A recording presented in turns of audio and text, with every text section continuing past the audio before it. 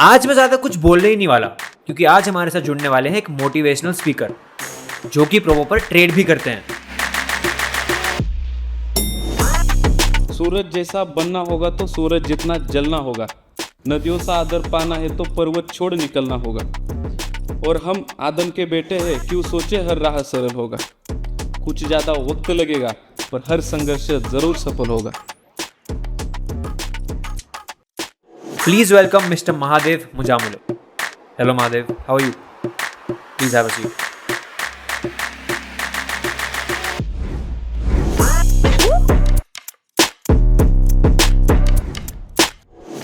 Hello Mahadev, hi, how are you? Fine. अपने बारे में थोड़ा कुछ बताइए। या वैसे मैं पुणे से बिलोंग करता हूँ, मतलब पुणे में जॉब करता हूँ। वैसे मैं पंढरपुर से हूँ ओके। और पुणे में आईटी में जॉब करता हूँ। अच्छा, और वो सफ़र कैसे शुरू हुआ आपका? वो तो वैसे मतलब फर्स्ट ईयर को मैंने एडमिशन लिया था। जो जैसे मैं विलेज से बिलोंग करता हूँ, मेरा स्मॉल विलेज है। ओके। तो उधर सब घर वालों को ऐसे ही लगता है कि मेरा बच्चा जल्दी सीख कर कुछ तो कमाने लग जाए। तो ऐसे ही एक फील्ड देखी, ज्वाइन किया और जो उसका आउटपुट रहता है कॉलेज कैंपस थ्रू मेरा सिलेक्शन हो गया कंपनी में। And what about after that, मतलब क्या सोचा था आपने कि आपको क्या करना है?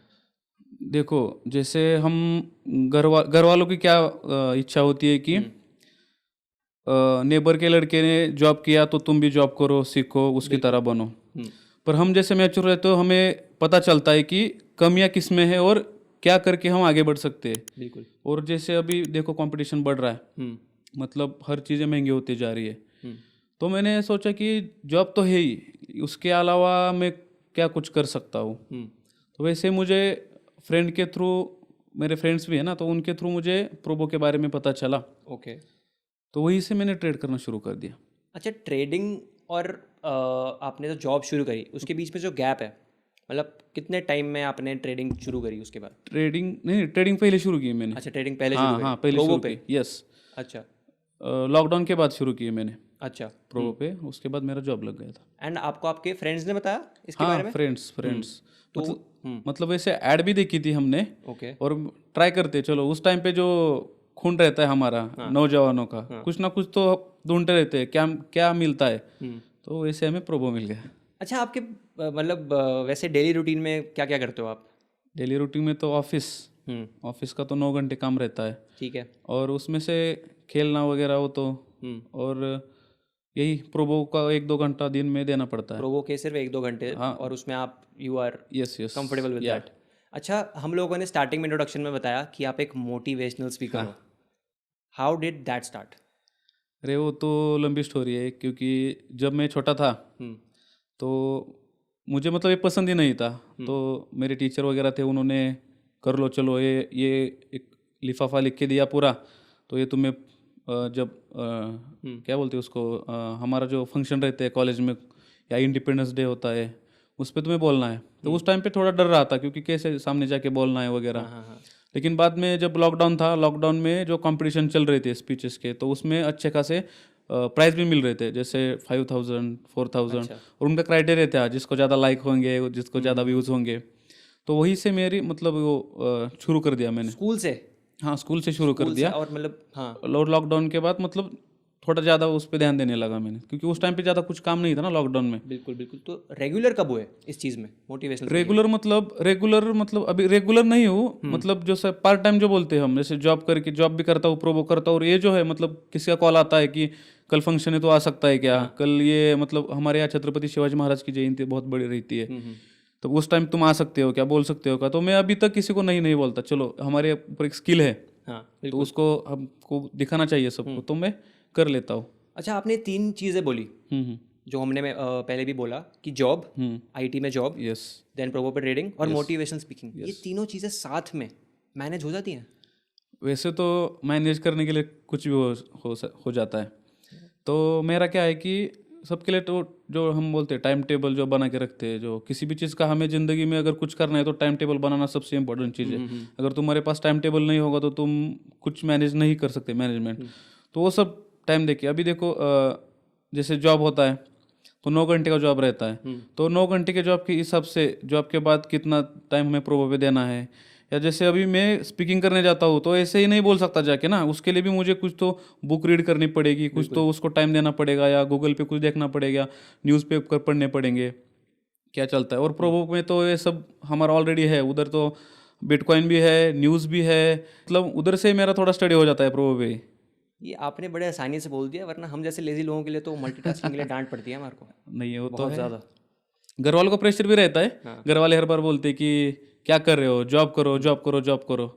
वो तो पहले से ही बोल रहे थे जब स्कूल टाइम पे था तो पढ़ो पढ़ो पढ़ो, लेकिन तब मैं मल्टीटास्किंग उस टाइम भी करता था, जैसे खेल में हो, जैसे 100 मीटर रिले होगा, या जो कल्चरल इवेंट होते हैं, जैसे यूथ फेस्टिवल रहता है हर यूनिवर्सिटी का, उसमें पार्टिसिपेट करना, उधर स्पीच कंपटीशन रहता है, जैसे वन एक्ट प्ले रहता है उसमें कंपटीशन पार्टिसिपेट करना, ये सब चीज़ें उस टाइम पे की है मैंने। सर इनसिक्योर कर दिया आपने मेरे को बहुत ज़्यादा इनसिक्योर कर दिया।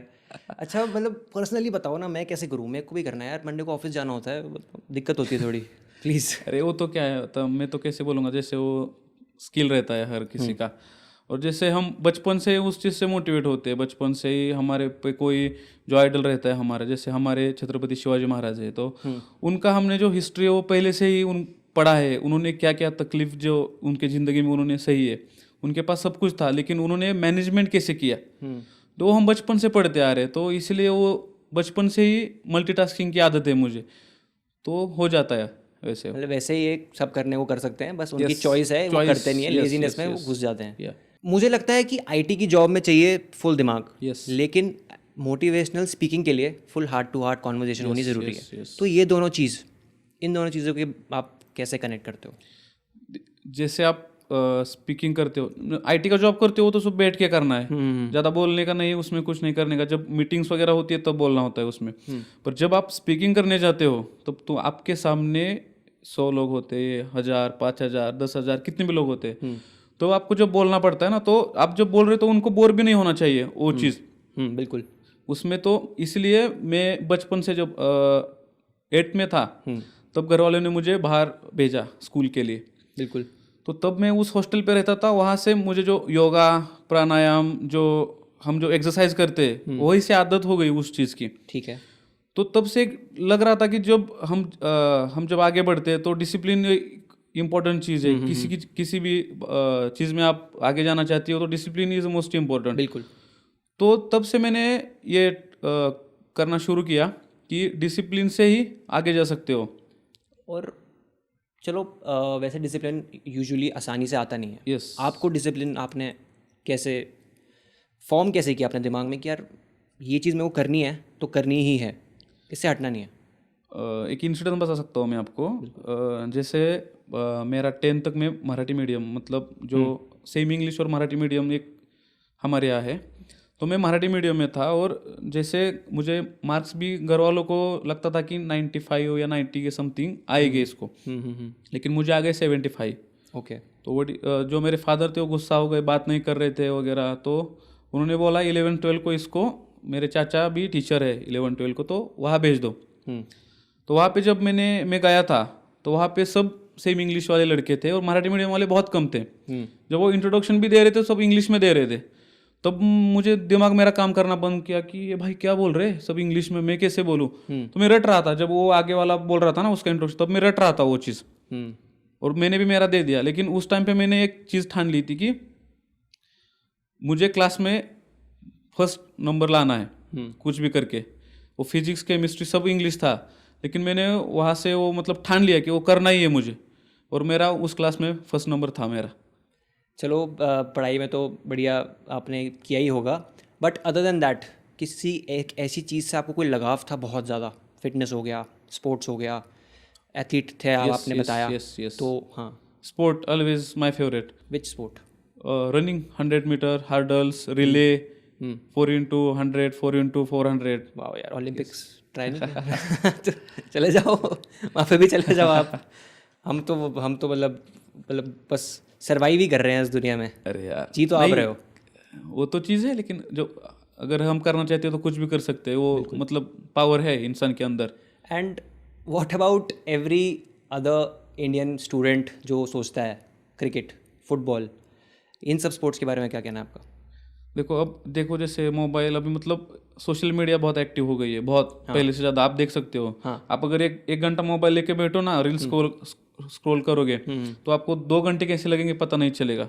तो मुझे क्या लग रहा है कि अभी बचपन के लड़के, मतलब बच्चा अगर रोता है ना तो माँ उसके पास मोबाइल ला के देती है, कार्टून चला के रखती है, मतलब तब से वो मोबाइल के एडिक्ट हो जाता है। तो आउटडोर जो गेम होते हैं वो भूल ही जाता है एग्जैक्टली पूरे। तो मुझे लगता है कि अभी जो यंग पीढ़ी है हमारी, वो अभी उससे लगाव नहीं है उनको इतना। अच्छा, आपको कितना लगाव था क्रिकेट से? अरे बहुत था, बहुत। अभी भी खेलता हूँ क्रिकेट। कब, मतलब देखना कब शुरू किया? क्या मेमोरीज हैं आपकी? वो मेमोरीज मेरा शायद 4th में था उस टाइम पे मैं, और सब जगह एक ही इंडिया पाकिस्तान का, नहीं सॉरी, इंडिया का फाइनल मैच है वर्ल्ड कप का, सब जगह वही। तो मैंने बोला यार चलो देख लेते हैं क्या चीज़ है वो। और तब मैंने विराट कोहली वगैरह ये नाम सुने थे, तो तब टीवी के सामने जाके बैठा और पूरा फर्स्ट बॉल से लास्ट बॉल तक पूरा देखा, और तब से लगाव शुरू। और जब विराट कोहली, सचिन तेंदुलकर ये सब आउट हो गए थे, तब क्या चल रहा था दिमाग में? अरे उस टाइम पे तो इतना मतलब समझ नहीं आ रहा था, लेकिन एक फ्रेंड था वो समझा रहा था, मतलब बड़ा एक मेरा भाई था, वो ये विराट है, अभी ये आउट हो गया, ये बॉल गया तो छक्का है चौका है, वो समझा रहा था उस टाइम पे मुझे। अच्छा, मैं आपसे आपकी एज पूछना भूल गया। आप एग्जैक्टली आपकी उम्र क्या है? अभी तो 24। मैं भी 24 का ही हूँ। फ़र्क देखो कितना फ़र्क है। तो प्रोबो पे आप ट्रेड भी क्रिकेट पे ही करते हो? हाँ, मोस्टली क्रिकेट। हाँ, यस। तो वो कैसे शुरू किया आपने, किसने बताया आपको? वो क्या था कि जैसे प्रोबो पता चला तो उसमें पहले क्रिकेट ही पता चला हमें उसके बारे में, क्योंकि हम खेलते थे क्रिकेट, उसके बारे में पता चला। उसमें ट्रेड करना शुरू किया, और जैसे 100 रुपये 50 रुपये जैसे कम अमाउंट इन्वेस्ट करना स्टार्ट किया, वही से ही उसके बारे में पता चला धीरे धीरे धीरे, कैसे ट्रेड करना है वगैरह, इन्वेस्टमेंट कैसे करना है वगैरह सब। कितने अमाउंट से आपने स्टार्ट किया था? स्टार्ट 10 रुपीज़ से किया था। 10 रुपीज़? यस। एंड अभी कितना प्रॉफिट है आपका? इतना प्रॉफिट है कि पहले हर चीज़ लेने के लिए सोचना पड़ता था, लेकिन अभी इसके वजह से सोचना नहीं पड़ता। कितना? 30 लाख से ऊपर। ग्रेट, मतलब 10 रुपीज़ से आप 30 लाख के ऊपर। This is what is discipline. Discipline से आया ये भी। Yes yes yes. अब डिसिप्लिन की हमने बात फिर से करी, बट अगेन आईटी के बाद फिर मोटिवेशनल स्पीकिंग और प्रोबो। टाइम, पहले हम लोगों ने बात किया कि आप तीनों चीज़ों को साथ में कर सकते हो, लेकिन टाइम का भी तो एक प्रॉब्लम रहती है ना, कि टाइम निकलना चाहिए। अगर आपने 30 लाख प्लस का प्रॉफिट किया है तो टाइम मिल जाता है आपको फिर भी?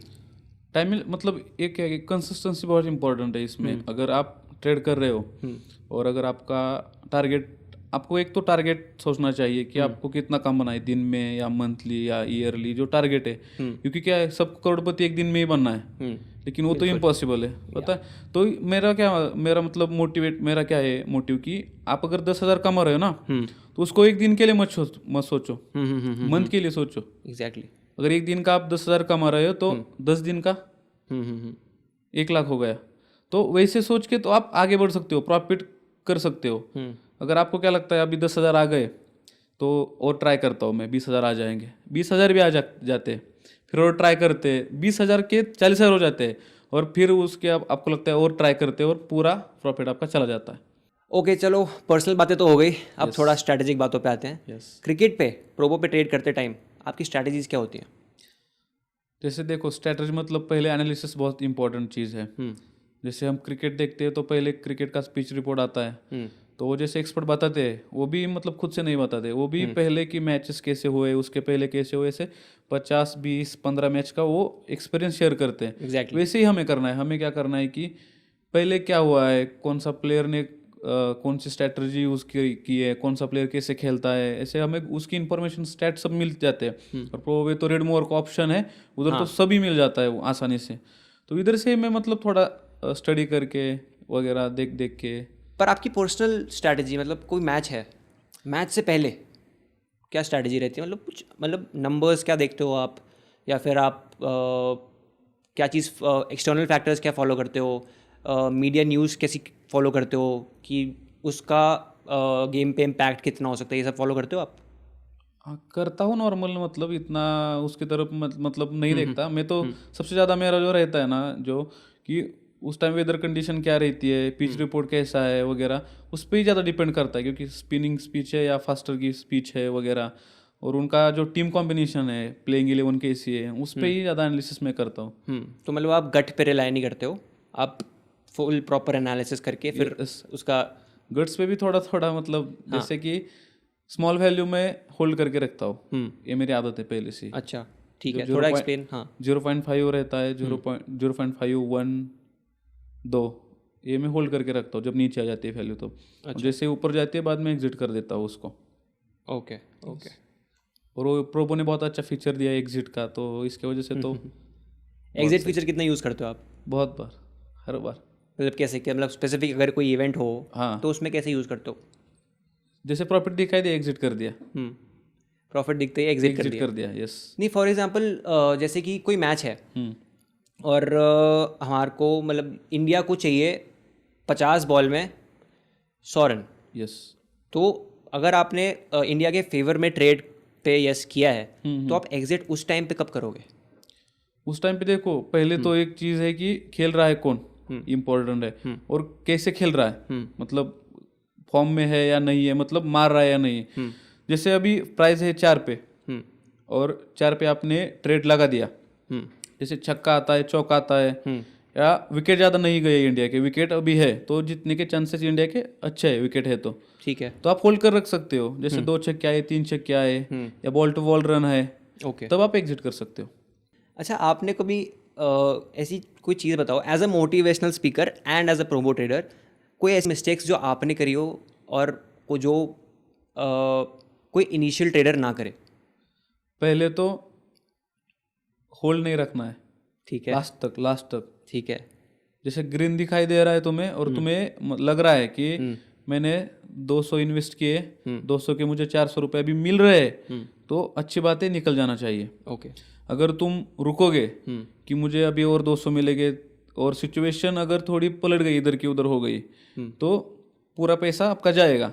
तो आप जैसे निकल जाओगे तो आपके पास बैलेंस भी रहेगा इन्वेस्ट करने के लिए। तो आप ये चीज़ करो। इनिशियल प्रोबोर का मतलब अभी मैं देखता हूँ कि इनिशियल प्रोबोर जो है, हाँ, कुछ लॉस में चलते हैं, कुछ प्रॉफिट में चलते हैं, तो मुझे यही चीज़ उनको बताना है कि जैसे हरा दिखे निकल जाओ। महादेव, आप लोगों को मोटिवेट करते हो, आप भी तो कभी डीमोटिवेट होते ही होगे? बहुत बार। अरे ऐसा इंसान ही नहीं है कि वो डीमोटिवेट होता होगा, लेकिन क्या है कि जब आप डीमोटिवेट होते हो तो पहले में तो मेरे फादर और मदर का जो फेस है वो मेरे सामने आता है, क्योंकि ज़िंदगी में आप कभी आगे जाओ तो मुसीबत में आप होंगे, तो एक दो ही इंसान ऐसे है जो आपको हेल्प करेंगे, जो आप बुरा काम करो या आप अच्छा काम करो, आपके फादर और मदर। और वो देखो, मेरे तो फार्मर है और उन्होंने मेरे लिए बहुत कुछ किया है, मतलब सिखाने के लिए मुझे। तो जब डीमोटिवेट होता हूँ ना, तो उनका फेस आता है सामने कि उन्होंने क्या करके मुझे क्या क्या पढ़ाया और मुझे क्या करना है। बिल्कुल। तो उससे मैं इंस्पायर हो जाता हूँ। And how are they feeling आपका ओवरऑल सक्सेस देख के? या फिर वो तो खुश है। जैसे कैसे मैं पहले था ना, तो गाँव वाले वगैरह रिलेटिव्स बोलते थे, अरे क्या करता है, कुछ नहीं कर पाएगा, कुछ नहीं कर पाएगा। लेकिन आज अब सब कॉल करते। क्यों बोलते थे वो लोग ऐसा? मतलब ऐसे उनको लगता था कि ये इधर जाता है, उधर जाता है। ये मतलब जब मैंने मोटिवेशनल मतलब स्पीकिंग स्टार्ट की थी, जैसे मैं वीडियो बना के डालता था ना सोशल मीडिया पे, उस टाइम पे लॉकडाउन के टाइम पे जो कुछ अलाउड ही नहीं था ना, बिल्कुल, तो उधर वो था क्या, लॉकडाउन था, तो मैं वीडियो बना के डालता था। वो बोलते थे, अरे क्या तेरा बच्चा क्या वीडियो बना के डाल रहा है, ये क्या कर रहा है, उसको काम के बोलो, कुछ तो काम वगैरह करो।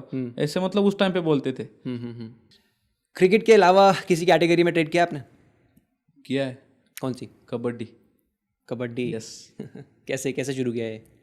कबड्डी में तो जैसे कबड्डी आती थी, मैंने प्रो भी देखा कबड्डी आ रही है।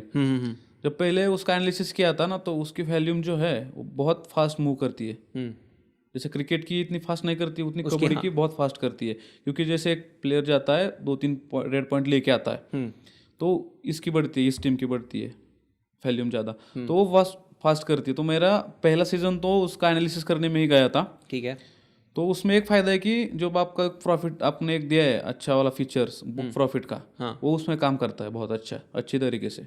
कैसे, आपको कैसे हेल्प किया?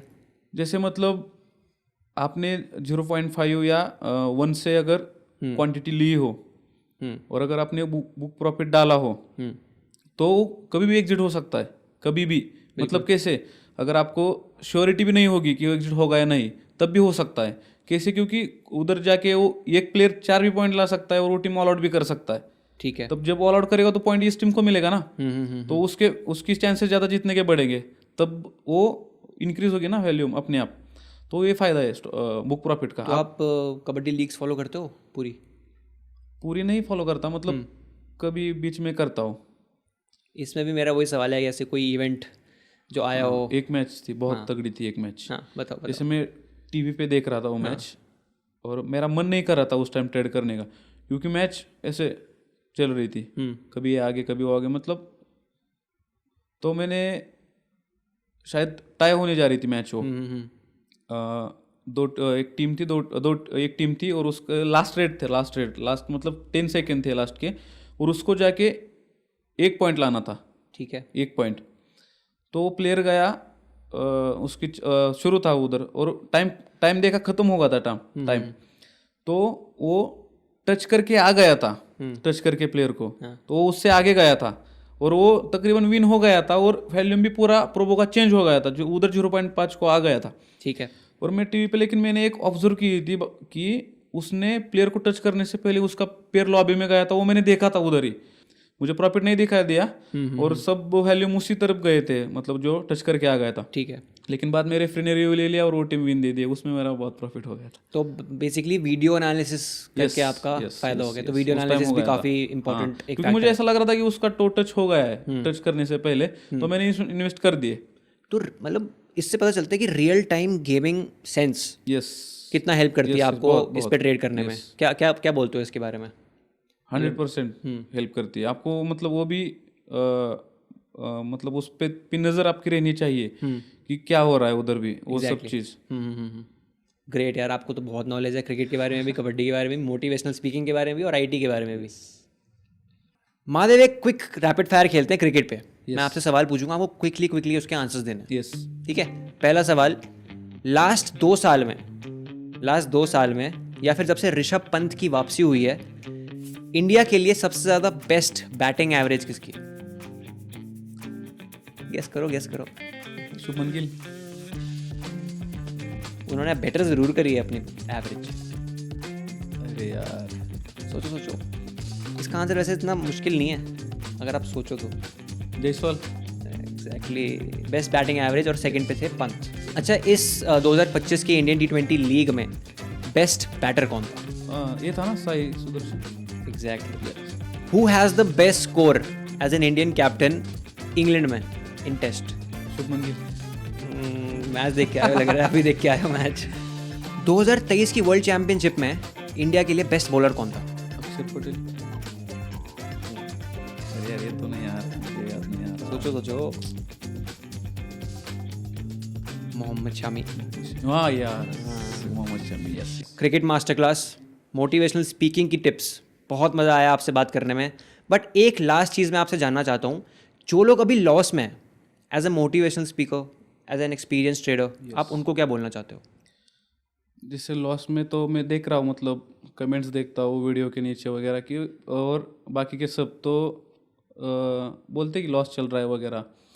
तो हर किसी का ऐसा नहीं होता कि सब प्रॉफिट में ही चलते, लॉस में सब चलते। तो उनके लिए एक मेरे पास एक कविता है, एक अच्छी सी।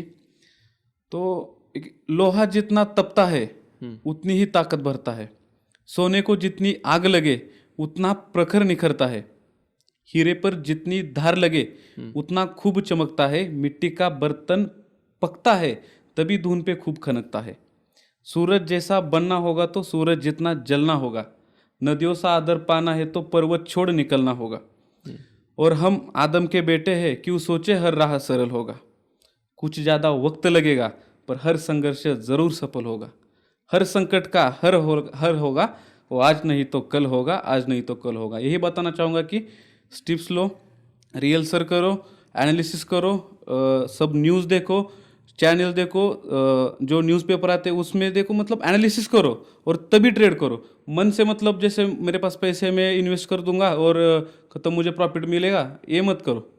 Analysis is a most important thing in trading. वाह Mahadev, one of my favorite conversations in recent times. Thank you so much. Yeah.